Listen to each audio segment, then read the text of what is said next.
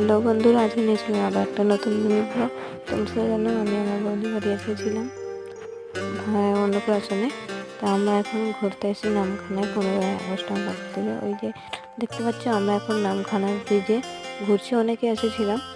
এই যে ওইখানটায় যে ট্রলারগুলো আছে ওইখানে আমার বাবা থাকে। এখন কাউকে এখানে দাঁড়াতে দিচ্ছে না, পুলিশরা এখানে সব পুলিশরা আছে, মানে যেতে বলছে, কাউকে দাঁড়াতে হচ্ছে না। এখন আমরা ব্রিজেই আছি।